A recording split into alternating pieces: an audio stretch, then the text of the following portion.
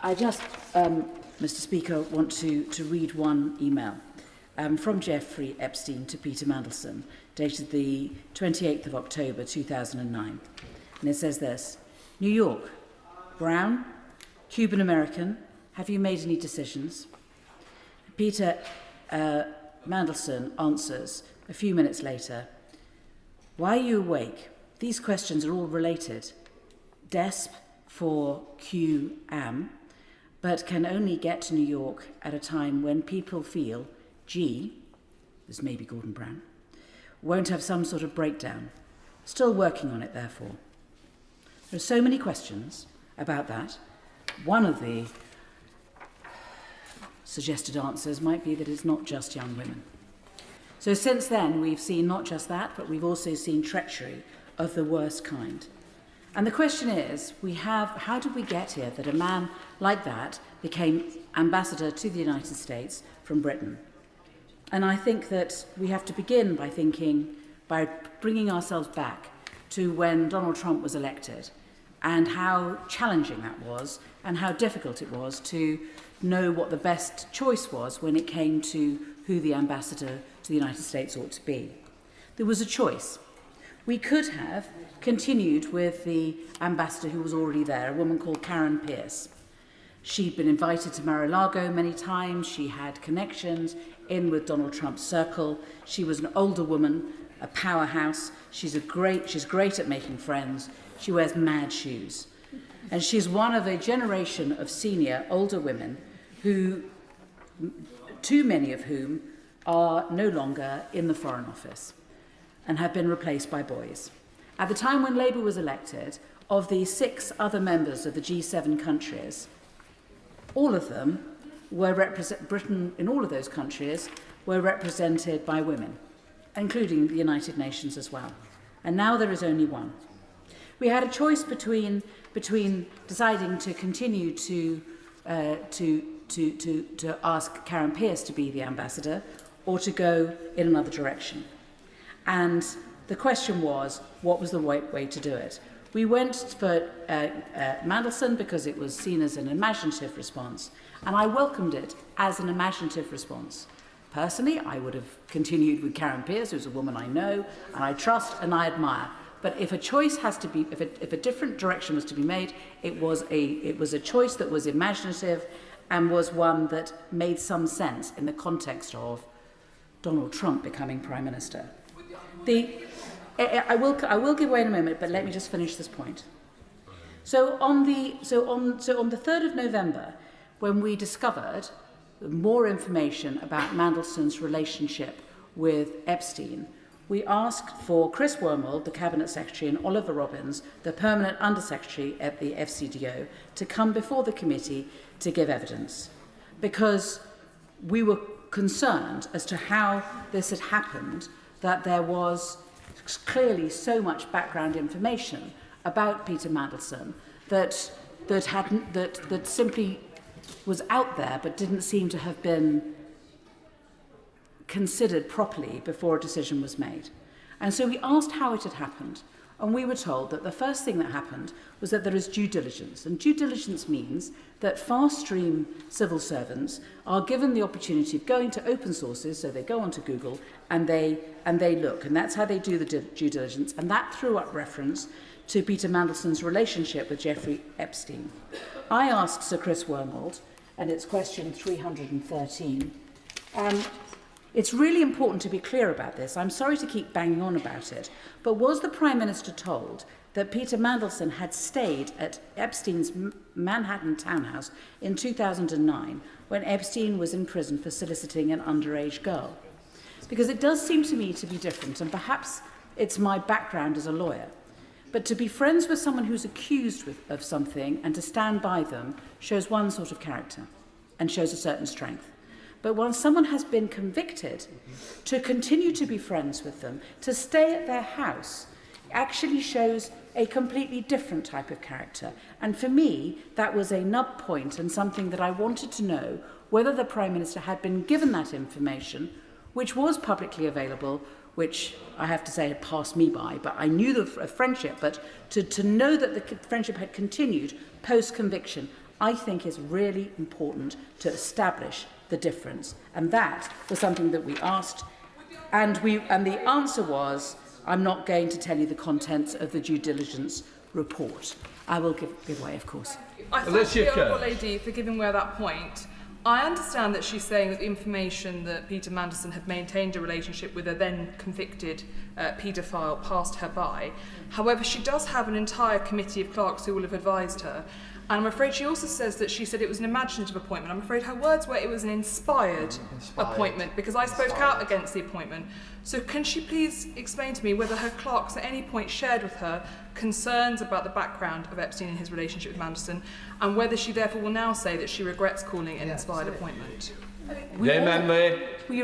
mean, anyone who either made the decision or who said it was a good thing must regret that, of course. But, I mean, you must remember that the appointment was made on the 18th, and I made those comments 2 days later. So, I mean, during those 2 days, it would be right to say, it was the run-up to Christmas, the clerks were not people that I referred to first. There was work done thereafter, and the reason there was work done thereafter was because what we wanted was, once he had been appointed, well, once the announcement of the appointment had been made, we wanted him to come before the committee and we wanted to ask him questions. And it was very important, we felt, that he was asked questions in an open committee hearing where there would be a record made and where we could ask him questions such as the ones which I put to... May I just finish this? I said this. I said, if he had come before us, we would have looked on the internet, we would have Googled, we would have found that Channel 4 had done a documentary, The Prince and the Paedophile, that clearly highlighted Mandelson's links with Epstein. We would have given consideration to the Financial Times and the Guardian reports in June 2023 that referenced the JP Morgan internal investigation.